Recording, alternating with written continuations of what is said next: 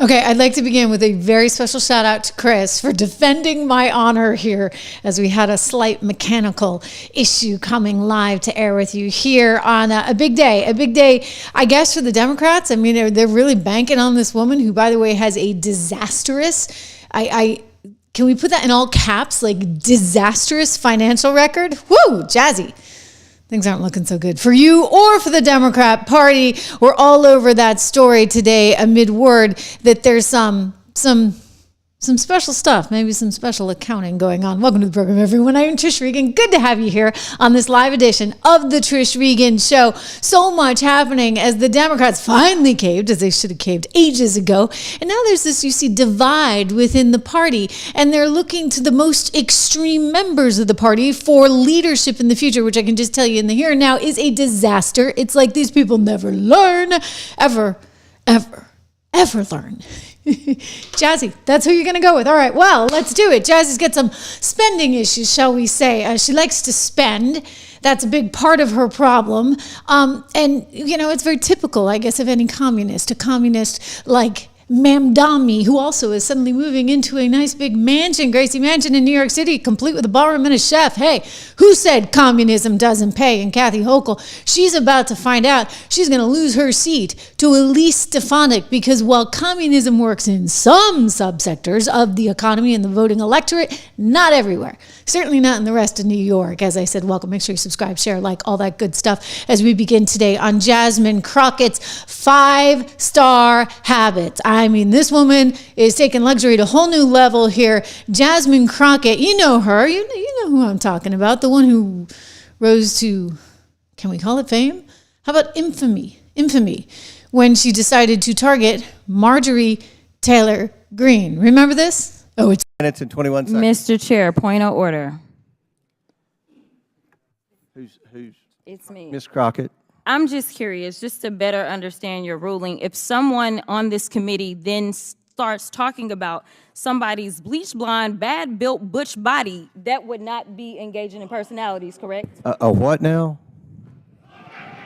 Chairman, I make a motion to strike those words. I don't think that's a I'm parliament. trying to find clarification on what qualifies. Chairman, motion to strike those I had no idea words. what you just said. We're not gonna do this. Look, you guys earlier literally just said You just voted to do it. Y'all did it first, so you don't want to talk about it. voted to do it. Order. I'm trying to get clarification. Look at calm down. Calm down. No, Don't because mess with this is Jasmine. what I y'all want do. to proceeding. So I'm trying to Hey, get Ms. clarification. Crockett, you're not Y'all wanna recognized. play Ms. games. Crockett. I can't hear you with your And yelling. You don't want Calm me to down. Be, Can no, you please calm don't down? tell me to calm down. Calm down. Because y'all Please talk calm noise, down. and then you You're can't out of take control. Because if Look, I come Chairman, and Chairman, talk shit about her, y'all gonna have a problem. Mr. Chairman. All right, Chair. I don't know why Okay. you're Order. acting Chair like now that. recognizes. I will never forget this day. I was actually supposed to go on live on Newsmax, and this like happened that day, and somehow they played it, and they went to me, and I'm like, are you serious? I mean, that just makes everybody look bad, right? And there's Comer like, what? I'm sorry now. Like, what? And then what does that woman do? Communist that she is, she goes out and she trademarks it.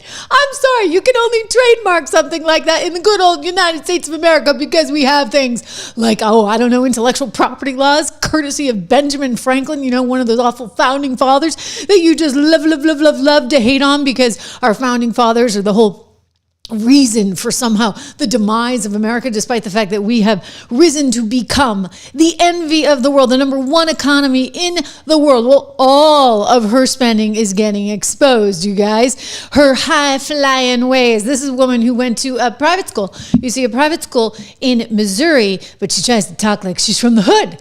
Okay, so here's a Fox story. Texas progressive spends eye-popping cash on luxury hotels travel as Senate rumors grow.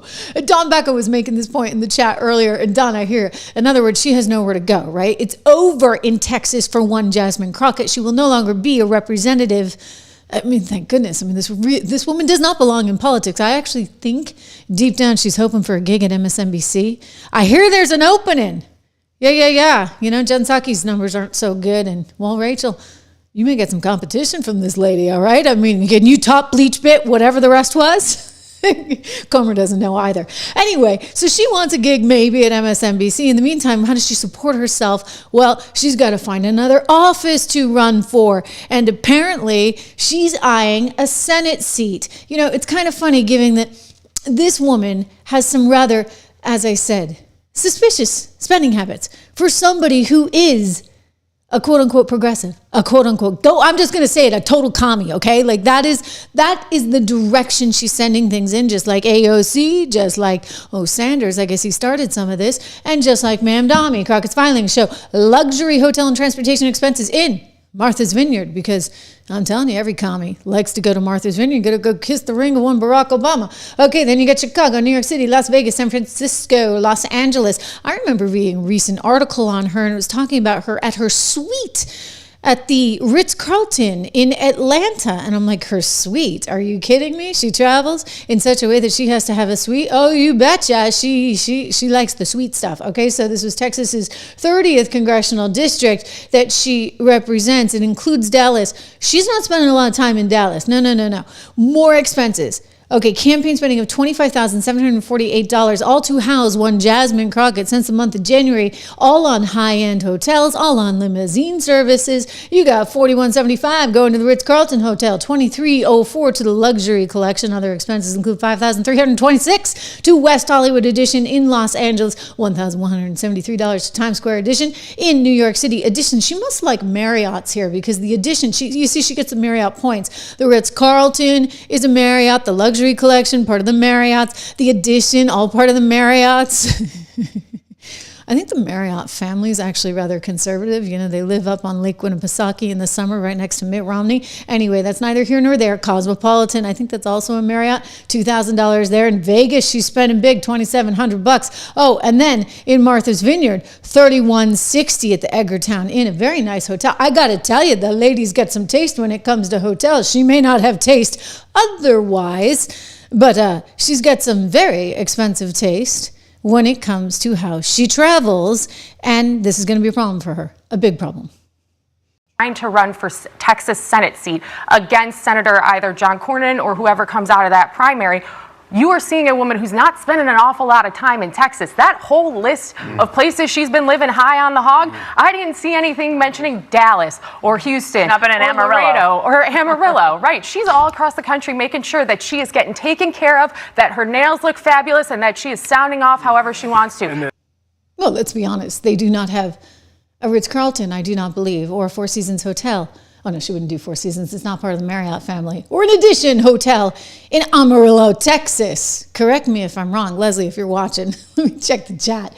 I mean, so she's got kind of a problem here. She's eyeing this opportunity, as I said, as the future in the Democrat Party. But again, she's got this spending issue, not just on hotels, but of course, also on limos. Okay, 4,000. No, this is for you. Transportation for you, 2,728. To them out of Chicago, 2,310 to a DCA, I guess that's DC car service. Bay Area, 1,254. And then in Chicago at some point, I guess on Yelp, transportation for you actually, is this like a marketing deal? I mean, apparently they're posting her on the website. It says smiling casually and dressed in a red sweater on Yelp. So she's got some kind of deal with them. Her security expenses. Oh, she says she doesn't have enough. She needs more security because she wants to campaign for Senate. And she's going to be the next senator from Texas. She needs security up the wazoo. I mean, please. Okay, $50,000 on security expenses, despite repeatedly calling for defunding the police. I think that's the sort of the crux of it right there, ladies and gentlemen. I mean, you want to defund the police. Okay, I'm going to take everybody's tax money. I'm going to take it away from the police. You're not allowed to have any police, but I need lots of police. I mean, it reminds me of Mayor Brandon Johnson out in Chicago. He's got 153 police officers working the detail of he and his wife. He was asked, would you give up one, maybe two, to the rest of the city to help everybody else? Because, they're kind of understaffed on the police front. And he doesn't understand. He doesn't actually see that there's any sort of flaw in his logic. They want to defund the police all while giving more and more and more security and police for themselves. These people are a cancer. I'm just going to say it to society. We got to get rid of this kind of mindset, all right? We are a meritocracy. We are the greatest economy in the world. We live better than anyone else in the world. Why? Because we are capitalists, not because we're going to succumb to the likes of the Jasmine Crockett's of the world, or the Brandon Johnsons of the world, or the Zohan Mandamis of the world, for goodness sakes, or AOC, Alexandria Ocasio-Cortez, who cannot even speak Spanish. Please, the Irish girl can, she can't. I'm sorry, $50,000 on security expenses, despite repeatedly calling for defunding the police. In 2021, meanwhile, she was, new on the scene as the Texas House of Representatives gal who goes on and on to Marjorie Taylor Greene about her butch body. I think that's what it was. The defund movement seeks to actually bring about healing and finally invest in our communities, she was saying back then, to make them safer, addressing the root causes of crime, and by allowing the professionals to do their respective jobs. Defund is about finally being smart on crime. She said defund is about lightening the load for offices of all things they didn't sign up for. Defund is about being fiscally responsible when it comes to policing in this state. Okay, so I'm just kind of curious. This is a Fox News story, and they actually reached out to her to say, hey, Jazzy, what do you think? I mean, is it really fair that you're calling for more and more security detail, all while simultaneously wanting to deprive the people of Dallas and the rest of the country of this? No, it's not fair. Meanwhile, here's where it gets interesting. This is something. Okay, so we're talking about $370K from PACs, super PACs. She used to be against super PACs. She actually went off on Governor Greg Abbott and said, unlike him, I'm not taking money from super PACs, but it turns out she is taking money from super PACs. And not only is she taking money from super PACs, she's actually taking them from foreign nations. And I think this is where you've got to actually spend some time and focus here. Make a decision, or at least get a vote.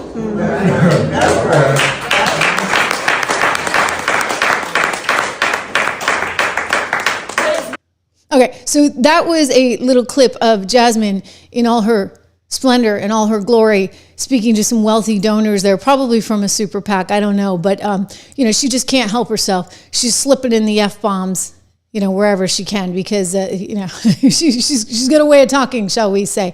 You used to hear her talk when she was first campaigning, and she sounded like the prim little proper girl from Missouri that she was, right? That went to private schools and had a two-parent household with two working parents. I think her mom was a teacher, and her dad was somehow I could be wrong on this, but I think he might have been a pastor or somehow involved in religion. Anyway, the point being, she grew up with two parents and had every privilege afforded to her and went to an expensive college, this, that, and the other. And yet every chance she gets, she just slips in those F-bombs, and then she goes off with her little ghetto talk that no one, I think, really fundamentally is buying. Well, I don't know. Maybe some stupid people buy it. Here we go. She called Governor Greg Abbott, Hot Wheels.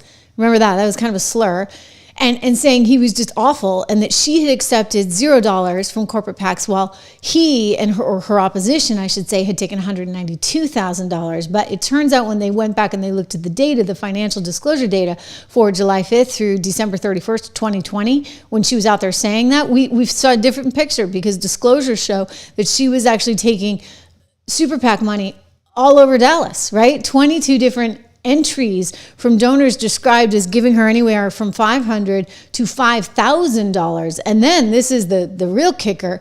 She had not only PAC and non-PAC donors in big companies. I mean, Goldman Sachs, one of my former employees, for goodness sakes, was giving money to her. BlackRock was giving money to her. You had also Lockheed Martin, McDonald's, Home Depot. They're all, I mean, is this not trying to buy influence or what? It seems a little bit to me. I mean, it's one thing to...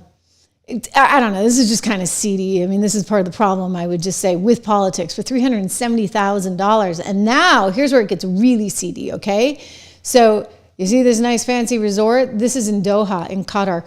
$17,500 was apparently the estimated total cost of Ms. Jasmine Crockett's fancy little trip to Qatar. And kind of a lavish trip. I mean, she got to stay at the Waldorf Astoria. I mean, hey. Another no, forgive me. I think that might be a Hilton property. See, I know my luxury hotels. But you know what? I'm not running for Senate. I'm not a member of Congress. I'm not out there asking for my vacation to be paid by the likes of Qatar, all while I am voting on things that might influence them. You understand?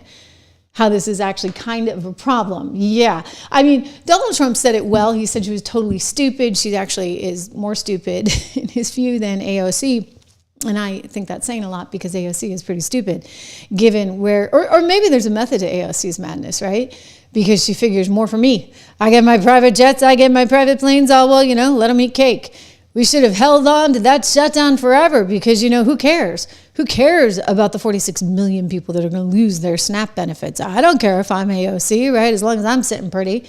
Hey, she was still getting paid. Think about that. Both AOC and Jasmine Crockett were still collecting their paychecks while Americans, including members of the military, were not. So a while back, a couple months ago, he hit the nail on the head, Donald Trump, that is, in this post that I dug up, because he said, when we examine her test scores, that of AOC, we will find out that she is not qualified for office. But nevertheless, she's far more qualified than Crockett, who is, quote, seriously low IQ individual.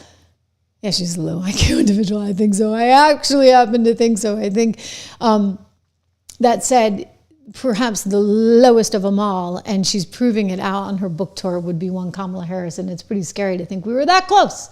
Guys, we were that close to having a moron like that take over for an ailing moron like Joe. I mean, we got lots of morons out there. We need smart people. More and more smart people. But you can understand why none of them are really attracted to politics, given the ATLL that they put one Donald Trump through and his family through, and what they're trying to put J.D. Vance through and the rest of them. Anyway, this woman is who you're going to attract. Lucky Dems, okay? Low IQ. He was kind of funny. He said Alexandria ought to go back to Queens, where I was also brought up, and straighten out her filthy, disgusting, crime-ridden streets in the district she, quote, represents, and which she never goes to anymore. Funny how that is. And then he goes on about crying Chuck Schumer and predicts that Chuck is on very thin ice and is probably going to lose his gig. And what do you know? This is a couple of months ago, and here we are, fast forward to today on November 12th. And ladies and gentlemen, I think Chuck Schumer is going to lose his gig. So that was the right call, Donald Trump. Here, again, is the woman with the low IQ's vacation spot in Doha. Nice, okay? This is, again, as I said, the Waldorf Astoria. I believe that's part of the Hilton chain. So she's, breaking out from the Marriott, but hey, why not? They're paying for it. Here's where she stayed. And apparently this is all thanks to a group that's linked to the country's government. Like, does anybody see kind of an issue with that? I mean, as we think about, for example, what Hillary Clinton is up against, as we think about how Dan Bongino and Kash Patel are coming forward, apparently with evidence alongside Pam Bondi that they're bringing to Congress about their concerns about conflicts of interest. And you're going back a ways there, right? Because Hillary Clinton was Secretary of State while Billy was out there, hat in hand, allegedly, say, hey, cough it up. And so that's kind of a conflict. And I think that's pretty evident. How is this allowed? I would just ask, why would she be able to be on a $17,500 trip to the Waldorf Astoria in Doha as a member of Congress? I think we got to get rid of all those things. Frankly, I mean, otherwise it just, at least for appearance's sake, seems pretty sketchy. I mean, the ethics committee needs to jump forward now and say, was this reasonable? Was this necessary? Did she really need a suite at the Waldorf? I mean, apparently, girl after my own heart, okay? But I'm telling you, I'm not the one running for Congress. That's my business if I choose to stay in nice hotels and want a suite. I'm sorry, it's a matter of taxpayers' business, one Jasmine Crockett, when you're doing it. So this is a big problem for her, and I imagine it's not going away, in part because she's elevated herself to a position where she actually wants to take on one Ted Cruz out of Texas. Yeah, that's her plan. Reminder, subscribe, share, like. This is Jasmine Crockett. I think she's just a little bit high here. She has no other prospects career-wise. She's not a very talented lawyer. And so what is she going to do? I mean, how the heck is she going to get to stay at the Waldorf in Doha, Qatar? Unless she appears as though she's looking for something bigger. Right now, she's thinking Senate. Some people think she might be thinking even bigger. Here she is talking about her big plans to take on Ted Cruz. Notice there's a form of word salad that you're about to see. It's a different kind of word salad. It's word salad with personality, so I'll give her that, but believe me, it's word salad. She doesn't know what to say, so she keeps repeating herself, increasingly with more emphasis. I noticed this, one communicator to another. And you're not fooling me, Jazz. Furious, thinking that she's going to take on Senator Ted Cruz. It's funny. Ted Cruz would be ideal. Ooh. He would be ideal to run against. I mean, he would be ideal. I would love to challenge Ted Cruz. I'm gonna be perfectly honest with y'all. I'm gonna just keep it real. This is the first time I've ever said that publicly, right? So y'all getting here. I gotta admit it. I kind of love to see that magnificent loss you would face. Yeah, I would. Do you get what I'm saying about the word salad? Like she doesn't quite know where she's going, so she just keeps repeating something with more and more emphasis, and she's trying to channel that ghetto thing. And I'm sorry, you're still like the private school girl from Missouri who grew up in a middle class household with two parents, had a lot of advantages that frankly the people that you purport to represent, Jasmine, do not. Absolutely do not. And yet this is who they are looking to possibly to take on Ted Cruz. I mean, I think it'd be kind of funny because it's not going to happen. I mean, fortunately, Texas is still, got its wits about them. And I don't think people in Texas want to really gravitate towards someone like this, who, by the way, is out there purporting to stand for peace and defund the police, all while simultaneously encouraging violence. I mean, you listen to this quote with me and you tell me what you hear. Here is Jazzy talking about Cruz just a few months back. I think you punch. I think you punch. I think really? You're okay with you okay with punching. I think and I love Colin, and I think towards the end he started to punch a little harder. But it's Ted Cruz. I mean, this dude has to be knocked over the head hard, right? There is no niceties with him. At all. You go clean off on him, right? Whoa, right? No, this is not actually how we want our politicians talking.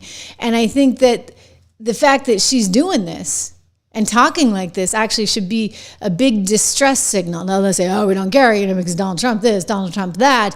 And in fact, we need people that can be this wild and this sort of crazy. And you've got a lot of folks right now on that side of the aisle that are coming out in favor of her, from pundits to radio show hosts. I mean, here's this podcast guy, Charlemagne or whatever his name is. Oh, I know he's hard to watch, but just bear with me.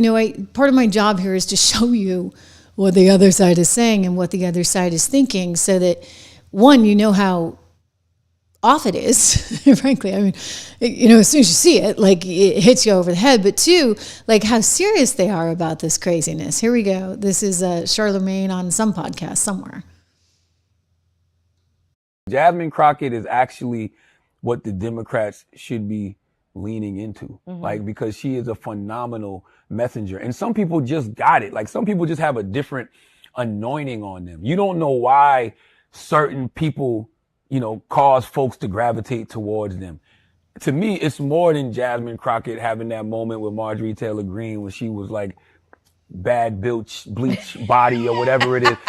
If you watch her in these congressional meetings, she's always on message about something. I was watching her yesterday and she was, just blatant. She was like, yo, Donald Trump is racist and this whole administration is racist, and it starts at the top. And she just broke down example after example of why she just said what she said. And you heard them gasp at first, but then she broke down example of why she feels the way she feels. But it was all rooted in how, they just don't care about what's going on with the poor and disenfranchised. They don't care that y'all not getting y'all checks, during the government shutdown. They don't care that the SNAP benefits, are going to be gone on November 1st. They don't care about none of that. They care about that ballroom. And just the fact that she was able to articulate that in that 3-minute clip that I saw, and it was so powerful and so provocative. Okay, so his point is she's a good performer. The root of her issue was. Okay, I get it. Okay, the woman performs. Does that make a good representative? Does that make a good senator? Does that make a good politician? No, and no, right? AOC. Apparently, she can dance a hell of a salsa because she took those salsa lessons on taxpayer money, right? That's a whole other investigation going on by the Ethics Committee. Ethics Committee needs to look at all that big spending. that Jasmine Crockett's really into, flying all over the world to the likes of Doha so she can be put up to the tune of $17,500 in the Waldorf Astoria. I'm sorry, that's kind of messed up. And you know what else is messed up? This thing. Okay, so here's this woman. She actually hosts a radio show. And this is funny because, do you guys remember Barry Goldwater? Anyone? I feel like Ben Stein, right? Ferris Bueller's Day Off. I really do. I like Ben a lot. I've known him for a lot of years. Anyway, Ben Stein, it said to, anyone, does anybody remember Bill Miller?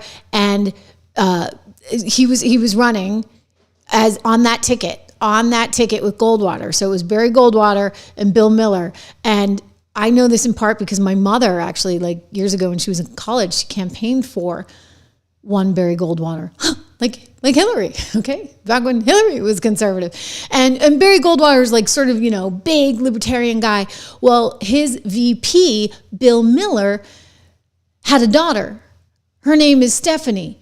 And Bill Miller, in a weird sort of coincidence, lived next door to my husband growing up in the Buffalo area. And Stephanie, this woman who's on the floor, right, kissing the feet of Jasmine Crockett, poor James. Stephanie was his babysitter. But that was, I guess, back when, Stephanie was a conservative because her dad was the running mate of one Barry Goldwater. Anyway, Stephanie Miller is down acting like a mental case, as Libs of TikTok points out. My poor husband, having to have been subjected to that as a kid, right? She's down there kissing the feet of Jasmine Crockett. And it's weird. Like, it reminds me of the time that Drew Barrymore got down on her knees and was like, I don't know, what was it, begging Dylan Mulvaney, remember the Bud Light fame, for some kind of forgiveness and, so deferential and we love you, and down on my knees. Well, this woman, Stephanie, decided to take a step further. She's down there kissing the feet of one Representative Jasmine Crockett. It's weird. I mean, these people are really, really weird. But, there's something to be said for it. It's kind of a power play. It's like, you are our queen. We love you now, Jazzy. And this was not lost on my friend Jesse Waters on the 5 last night. He's like, this is a total power play. And he had kind of a funny story about it. I want you to listen because it kind of articulates the sort of attitude, I think, that is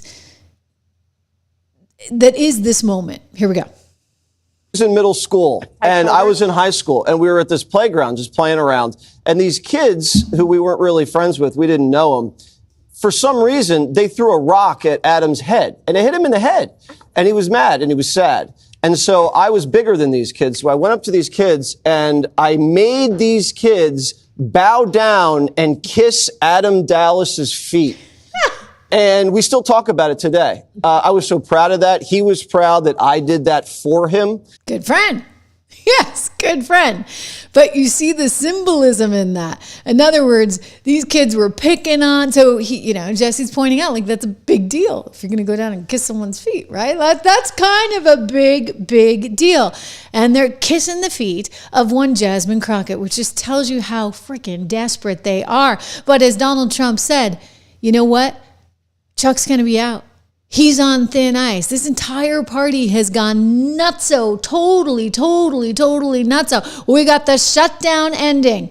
Good, right? As 8 Democrats came forward and made the decision to go ahead and do that. And yet you've got a party in shambles, in total shambles, that's leaning increasingly to the extreme.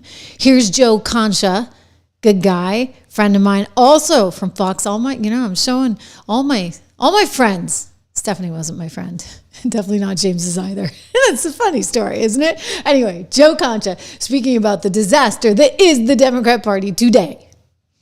Schumer took this about 6 weeks too far. In other words, this never had to happen. It is one of the dumbest political moves we have seen in our lifetime. Democrats had zero leverage here. They tried to take the high moral ground on this failed entitlement called Obamacare that has only resulted in skyrocketing subsidies and health care costs. Just look at the numbers since this thing was implemented 15 years ago. And in the end, Democrats got back Absolutely nothing. So this is the end of the man you see on your screen in terms of his political career, Chuck Schumer. The socialist wing of the party clearly now has the energy, and your new leaders are not Chuck Schumer and they're not Hakeem Jeffries. They are Zohran Mamdani, AOC, Bernie Sanders, Jasmine Crockett, and anyone else who could be objectively called the far, far left. Joe's right. Okay, so it should be a wake-up call, I think, for the rest of the country. In a way, it's good news. Like, don't freak out. It's probably good news. I mean, not good news for New York. I was actually in New York City this morning, and I said to a couple of people there, business owners, how are you feeling? And they were all like, like they were afraid to like speak out, but they're upset. They're upset because they know what this means. High taxation, less security, right? So you're going to have a New York that's going to return to the 70s and 80s when you couldn't walk outside on your street, because it wasn't until Giuliani, mind you, and Bloomberg came along that the place got cleaned up. That's why properties went up in value, because families were finally deciding to live there.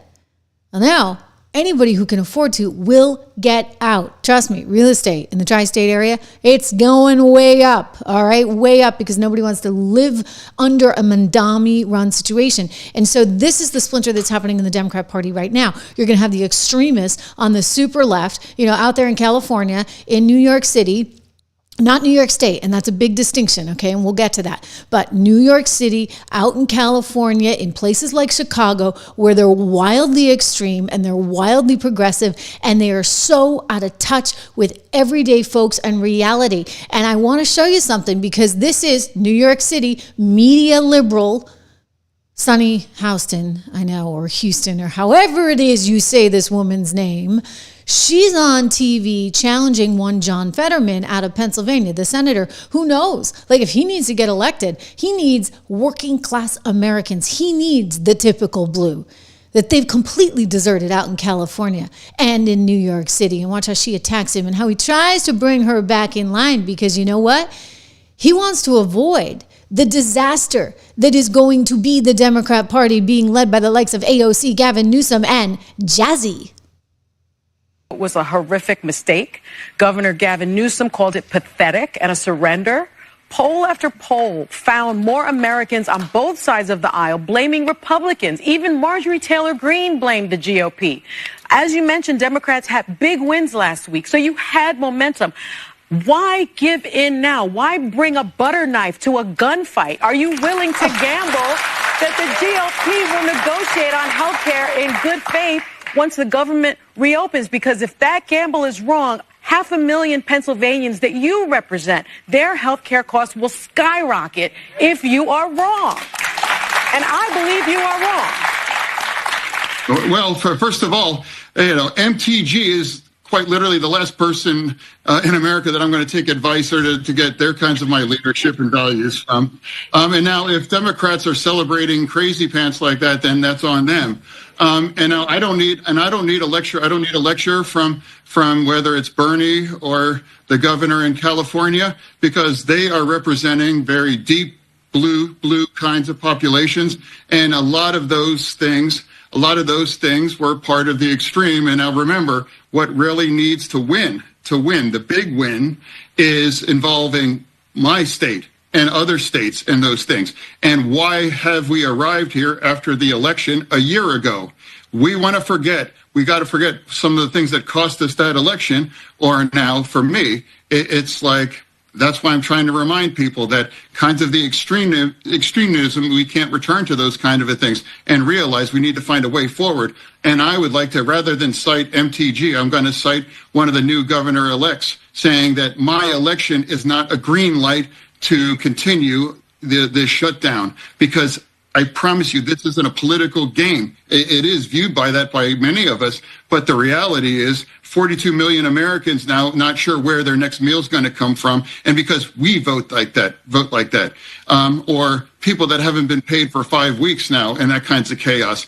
Those workers have to borrow more than $500 million, from their credit union just to pay their bills now. So for me, we're in the middle of this. Senator, I got to ask you to hold up a just when he starts making sense, right? Whoopi's like, no, we got to take a break because you can't attack my good friend Sonny Houston, Houston, whatever, like that, right? Especially when clearly you guys are the ones that are totally wrong. You guys are the ones. How dare you? How dare you? We should have just continued on and on and on. I mean, are they serious? You understand? Like Fetterman knows if he wants to get elected again, he can't be of this camp that is just throwing in the towel. I mean, throwing in the towel in terms of not actually standing up for the people, because they would have sat there and they would have had this thing going on and on and on. You would have gone straight into Thanksgiving without any FAA traffic controllers. I mean, we barely have them as it is. You would have had serious economic damage being done, all because the Democrats are not willing to deliver a clean CR. I mean, is it that hard for them? Sonny can't take it. Let's be clear. The Republicans run the House. The Republicans run the Senate. The Republicans run the White House. The Republicans run the Supreme Court, as far as I'm concerned. This was a choice by Republicans to cut SNAP benefits. This was a choice by Republicans to cut ACA subsidies. This was a choice by the Republicans to gut the federal government and federal employment. Democrats had nothing to do with it. I want an opposition party. I think the Democrats caved. I think the Democrats let down the American people. And like you, Whoopi, I have absolutely no faith that the Republican Party will come to the negotiating table in good faith. You do something like this, shame on you the first time. You do it twice, 3 times, 4 times, shame on me. Shame on the Democrats for even believing that the Republicans will, even vote on it. There's no guarantee in this New Deal that there's going to be a vote. There's no even commitment to have a vote. So the bottom line is the Democrats went into this after a blue wave out of the American people saying, we do want the opposition. We the working people want the Democratic Party to fight for them. And now they just caved and surrendered. I think Chuck Schumer, his days are over. If he cannot keep his caucus together, he needs to go. He needs to be replaced. Okay, well, I don't disagree with that. I actually think Chuck Schumer's days are numbered as well. And I think it's kind of sad to see that the party is turning into this chaos. I do think that, we got to think thoughtfully and hard about where we're heading next, however, because, if they're successful and if they actually were to win, God forbid, I think you would see a lot of problems and a lot of changes. And it's, just one of the reasons why I think you have to be so focused on all of this stuff right now. I mean, this really kind of is serving as a wake-up call, if you would. And this is something that Steve Bannon actually articulated pretty well the other day in a speech. I want to go to Steve because here he is saying what's at stake. And it's serious, guys. It's really, really serious.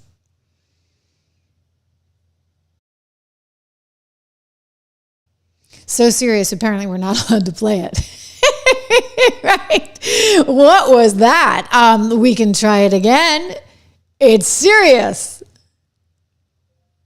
He's not wrong. This is serious. And I will tell you right now, as God is my witness, if we lose the midterms and we lose 2028, some in this room are going to prison, myself included. They're not going to stop. They're not. They are not. Okay, they are not. They're not going to stop. And when you think about what they've done and how we've basically triumphed over that, you look at the sort of bias that we've seen in the media that has been just extraordinary. This is a big deal. So I think, we kind of got to be smart about this moment in time. And with that in mind, I just want to give a shout out to one of our great sponsors here on the Trish Regan Show, which includes Americans for a Balanced Budget. If Democrats take control of Congress next year, I'm telling you, what you just saw Steve say, they are right. He is right. They will not stop at blocking President Trump's agenda. So they're going to work every day to undo it. You know that. I know that. They're going to try and pack the courts. They're going to try and raise taxes. They're going to gut border security. Heck, they did it before, right? And they're going to push through on every far left policy imaginable to all of us. Hakeem Jeffries, Chuck Schumer, they're not going to rest until they reverse all of President Trump's victories. And that's, if those guys actually stay put. Because that might be the best case scenario, right? Like if you've got the likes of Jasmine Crockett or whoever else out there running the show, you got other problems. So to stop them, voters must believe Republicans are delivering a better deal for their wallets. And that's why our friends at Americans for Balanced Budget are calling on Congress to reverse a massive healthcare tax hike that's set to hammer millions of hardworking Americans with higher costs. Congress has got to extend the critical healthcare reform tax credits and keep premiums affordable for working families who are buying their own coverage, right? With open enrollment underway, many are already facing sticker shock. Monthly premiums, they are set to double for most, and yet there's still time to act. That's the good news. Congress has got to move now. If they don't, they're going to hand Democrats a big political gift, one that they're going to use to try and take back power, to try and block the Trump agenda, and to try and impose their woke, progressive, I'll just say it, communist ideas on the American public. Republicans won in 2024 by standing with working Americans. If they turn their backs now, they risk a lot, right? They risk exactly what Bannon was just saying. So come on, visit StopHealthCareCostHikes.com. I'm actually going to put it on the screen so that you guys can see it here for you. And just take a look at what they're trying to do here, because the message is a good one. And we appreciate what they do to help bring this show to you. But I want to get this out. Stop Health Costs Hikes. It's always funny when you realize I can walk and chew gum at the same time, right? StopHealthCareHikes.com. I think I spelled it right? Okay, StopHealthCareHikes.com. Tell Congress you got to extend the healthcare tax credits before it is too late. As I said, portions of today's show are brought to you by our friends over at Americans for a Balanced Budget. But, you know, we've got a media bias against us. We've got The View working actively like overtime against conservatives, anybody in the Trump fold. You've also got a situation, keep in mind, where I mean, you talk about this media bias, you think about what happened the other day with the BBC and even this Epstein story, right, that was all over the news this morning. And I'm like, I just didn't trust it, again, because I think after everything that we've been through, and so sure enough, if we go to CNN, what do we see? They're actually trying to take back some of the reporting, because apparently the woman who these emails refer to, she already came out and said that Trump was cleared from all this, but that didn't stop the Democrats from leaking this pretty biased information the way that they did. And so again, I think you always have to think about everything, right? With just take it with a grain of salt, because as Kathleen, as Levitt said today, Caroline Levitt, they're speaking in a way that really is just extremely biased and very much out of context. When you think out of context, I mean, nothing better than the example that we saw from the BBC the other day. And now you have two executives, including the woman who used to run NBC, resigning as a result of that tape, where they literally like spliced together something that Donald Trump said. It was like an hour apart. So this bias is rampant. This bias is severe. And, you know, whether it's the shutdown you're talking about or just Donald Trump in general, it's always seemingly out there. I do think eventually it's going to cost them, though. I think that, you know, New York City, as I said, I was just there this morning speaking to business owners, and it's a concern. So, but New York City is a microcosm, right? So you have kind of the haves and have-nots, let's face it, in New York City. That's a big sort of problem in New York, because you have, you know, sort of the uber wealthy, and then you have a lot of people that are really struggling, and people in the middle. But when you see the people in the middle, you know, the people in the middle, you kind of have to have a lot of money to live in New York City, even in the middle. So they don't quite get the sympathy vote from people outside of New York City. But you go outside into the rest of New York, and you have real people, real Americans. And I've spent a lot of time in Western New York. I know this well. And I'll tell you who's in trouble now, and it's Kathy Hochul. There was a new poll out recently that showed Elise Stefanik, who wasn't even in the race as of the poll date, beating her by a point. And as I look at Mamdami's win and this creep towards communism that you're seeing in New York City, the rest of the state doesn't want that. I mean, they don't want New York City hogging up all the resources, trying to take everything from everyday New Yorkers elsewhere. And so I think Kathy Hochul is going to be facing a real struggle, because here's the problem. Mamdani is going to blame her. You know, he wants to raise taxes and she's saying nope. Policies where you differ, because it's going to matter for New York State and for your bid to remain governor. And when you talked again about distinguishing yourself in terms of your views from those of Mamdani and yourself as a moderate, right? His agenda is incredibly ambitious.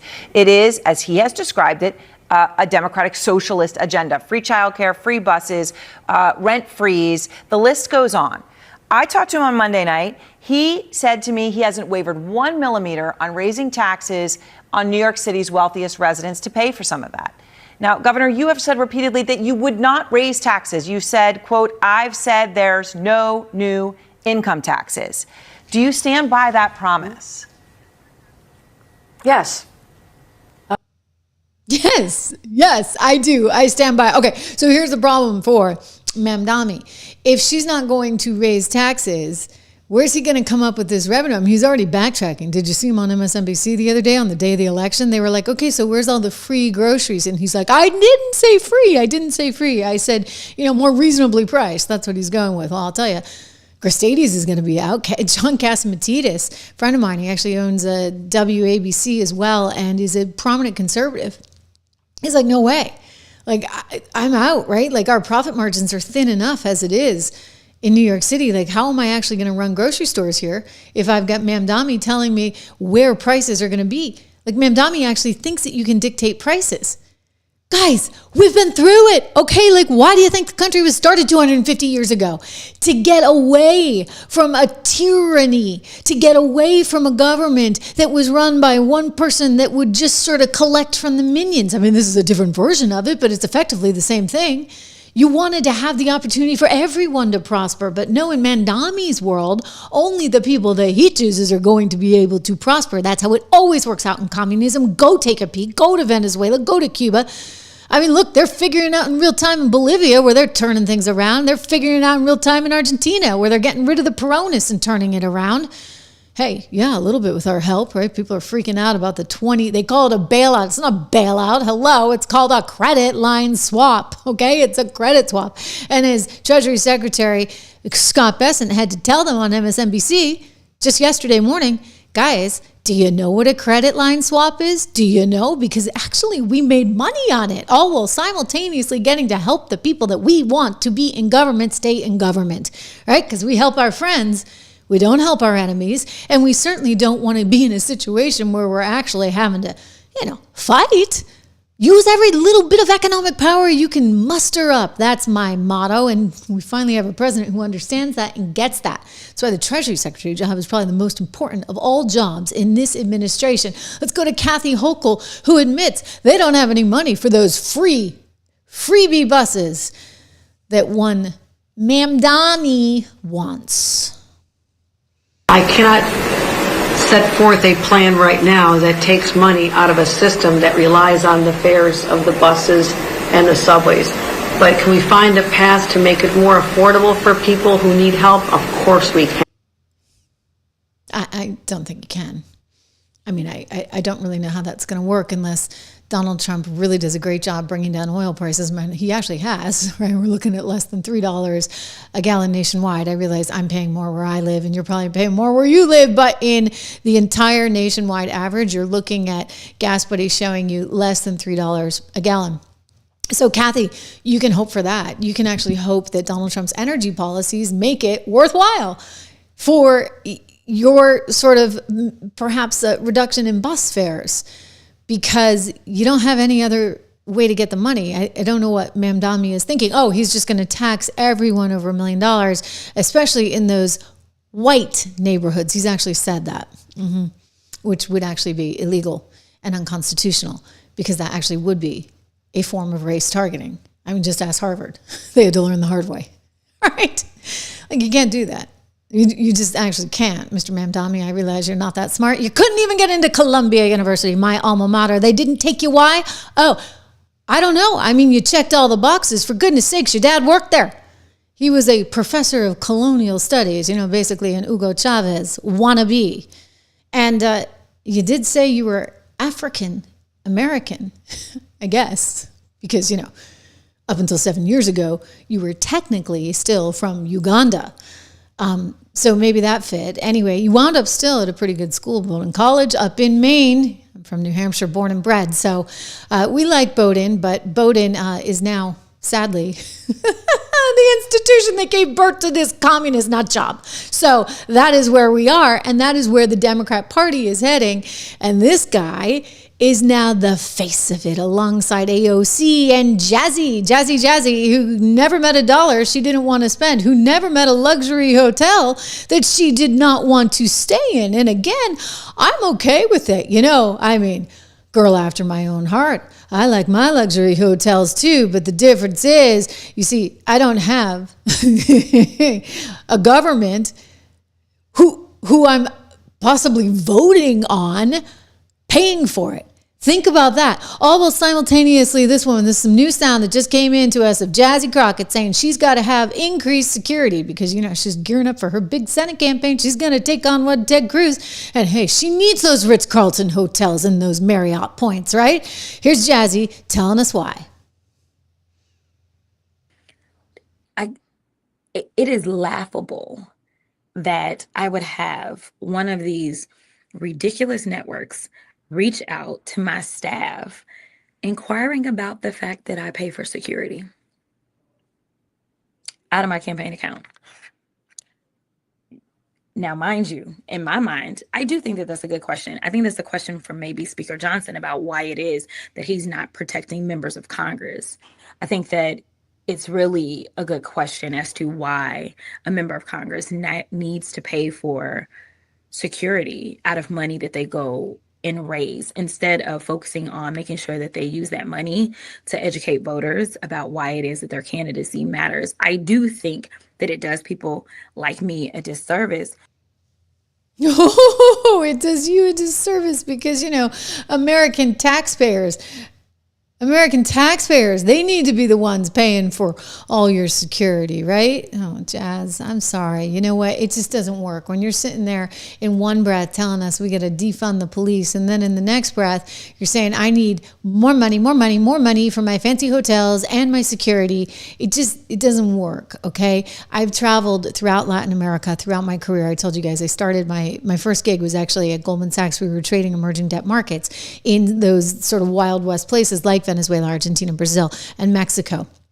And throughout my reporting career, I actually have done a lot in Latin America. I was oddly the only person who spoke Spanish. Again, the Irish girl who speaks Spanish. I have a way with languages. At one time, I was actually quite decent in German too. Another story for another day. But, you know, I wanted to be an opera singer and you kind of needed to know all these languages. So Spanish came pretty easily to me. And I wound up doing a ton of coverage down in Latin America because nobody could speak Spanish and nobody really cared about those stories. But I had a background in it.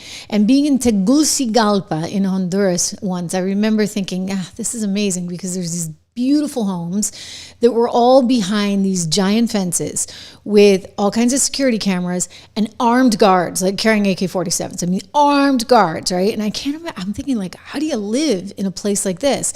I go into my hotel, which was like a nice hotel in Tegucigalpa, and guess what? There's armed guards right outside, right? Because it is that dangerous a place. And so if you're going to live there, you actually have to have all this security. And I worry that the U.S., under the Jasmine Crockett's of the world, is actually going increasingly in that direction, where she wants to defund the police, but she's going to have all the armed guards she wants. She's going to spend all the money she wants on her transportation. She's going to spend $50,000 on security expenses, all while simultaneously saying we must defund the police. So this is a problem. She's going to say, you know, how dare anybody make a dime, all while simultaneously apparently taking money for quote unquote business trips, you know, to luxury hotels. The Waldorf Astoria, $17,500 in Qatar, paid for by Qatar. Looks like a nice place. And no, that's not a cruise ship. That is the hotel. Gorgeous, right? Nice little beach there you got for yourself, Jazzy. So you see, this never ever works out. I mean, we've seen it over and over and over again. I'm like, why do we have to live through this? We already know the answer. Been there, done that, and yet this is what they're putting us through. I want to go to some new sound right now. Jeffries is out speaking, saying that somehow they're still like really worked up about healthcare, right? They're really, really worked up about this, and they think that, you know, we've got to fix this. I get it, but like, don't forget, guys, don't forget whose healthcare this is, right? Before we go to Jeffries, I just want to remind you of that. Like, who came up with this healthcare plan? In all seriousness, I think we know exactly who came up with all this healthcare, and we're paying the price ever since, right? I mean, here is one Ana Navarro, who was a conservative, who's now like a crazy anti-Trumper liberal, who also has a gig on The View, albeit maybe not for long, because I'm telling you, FCC's watching. Here she is speaking on CNN. You see, she's trying to diversify her portfolio with her media companies, and she gets caught by Scott Jennings because she doesn't realize this messed up healthcare situation is all because of one man, and one man only, his name, Barack Hussein Obama.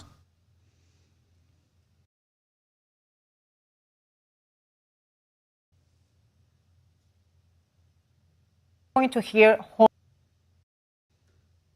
They don't want her to play it? Is that it? Here we go. We're going to try again. Ladies and gentlemen, Ana Navarro.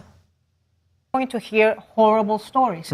People are not going to be able to afford their insurance. I don't think even with subsidies, they're going to be able to afford the premiums that are hiking up 100, 200, 300%. Wasn't Obamacare supposed to fix that? When people, no, well, not without the universal. I mean, there's Affordable Care Act. Yeah, Affordable was the listen, first word. The Republicans have been chipping away at the ACA, and I think this is going to be the death of the ACA, but it's also going to be the death of some Americans who don't go get screenings, who don't get diagnosed early enough in order to get treatment, who go in and instead of being stage 1 cancer are going to be stage 4 cancer. And we're going to hear horrible stories because Americans are going to choose to drop health insurance that they cannot afford. And we as a country have got to figure this issue out. Okay, but I do think it's because Obama led us down this primrose path, right? I mean, this is fundamentally the issue that we're having here. You know, Dems, finally cave. I'm just changing out what we call our lower third in the business. Shutdown ending as a result, and now their party's imploding. And this is what, is the result, frankly, of really, really bad economic policy. And when you have the likes of Barack Obama creating this nonsense, this is where you wind up. And it's kind of messy, right? Like, it's kind of messy. Let's go to, if we can stand him for 2 seconds, the guy who's about to lose his job, Hakeem Jeffries, trying to somehow say that, we're going to work this all out on the healthcare front. Good luck, buddy. Good luck.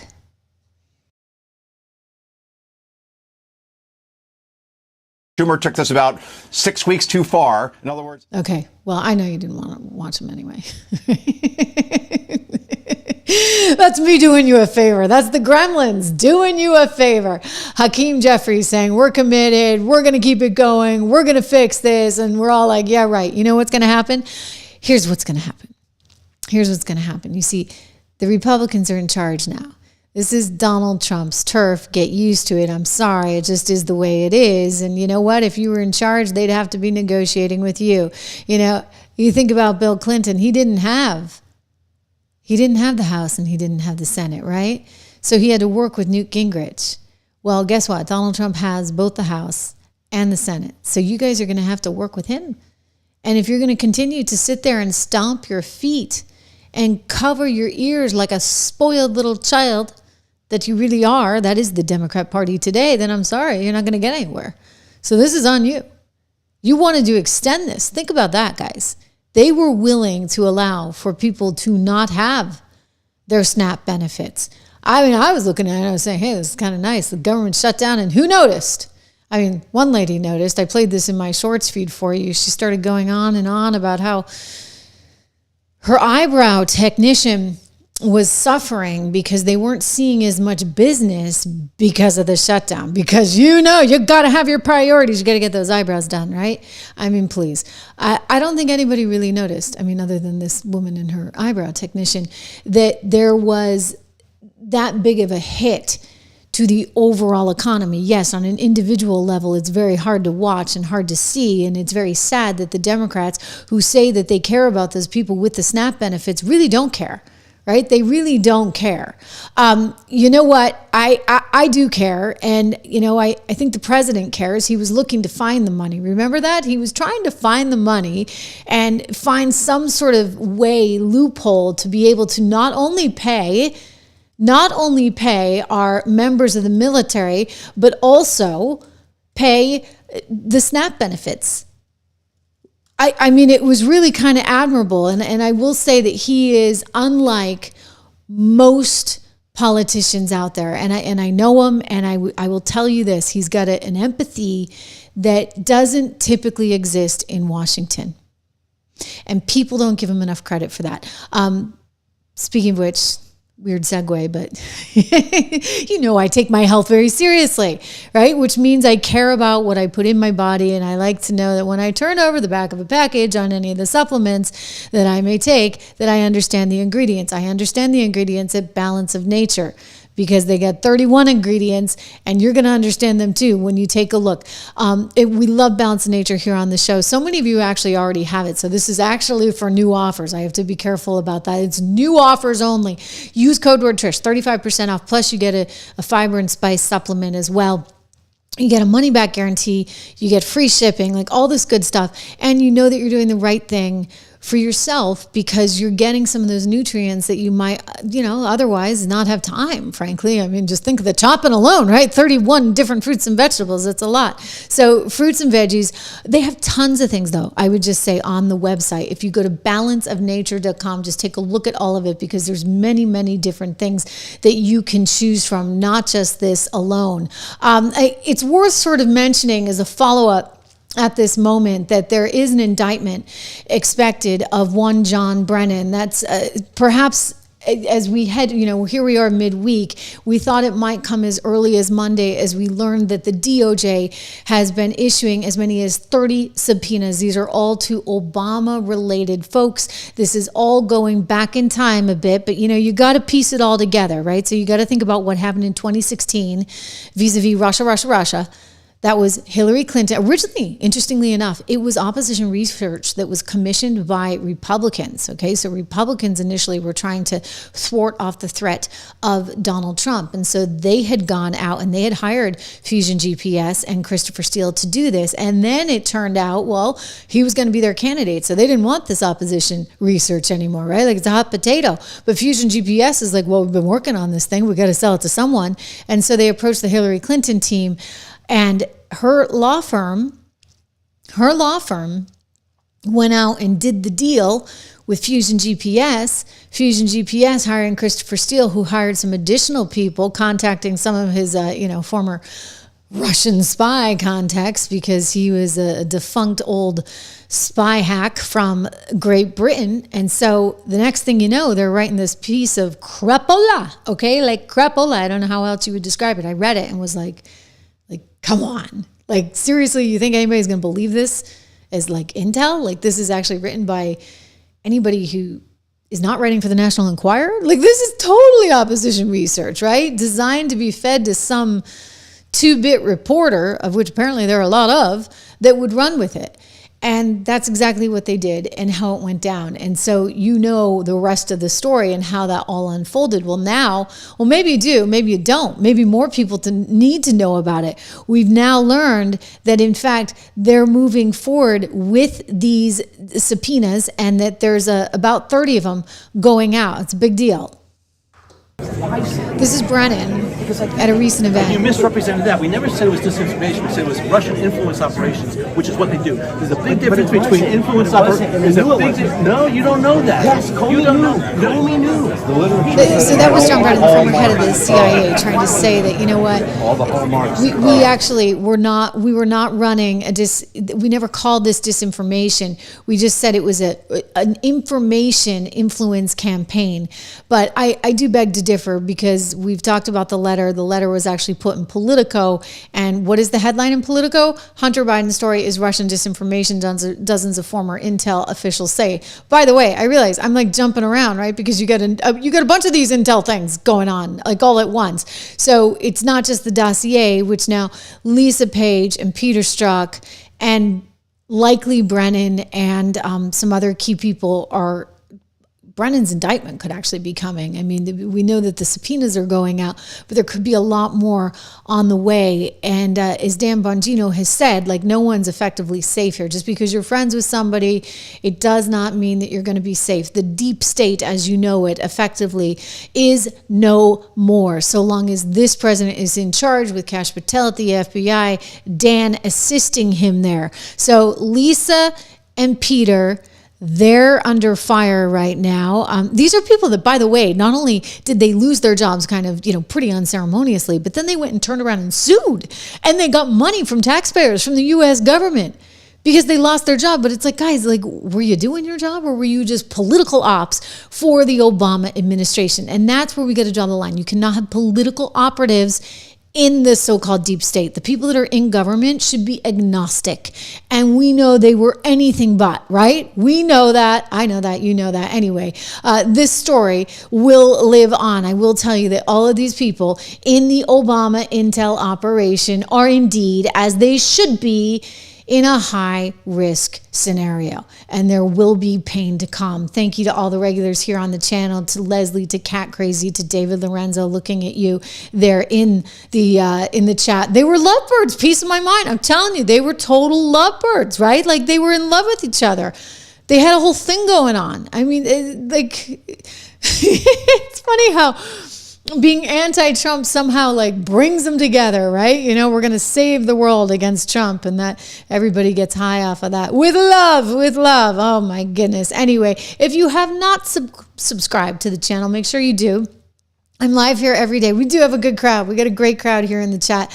As a piece of my mind was saying just yesterday, the chat is where it's at. So thank you for being here.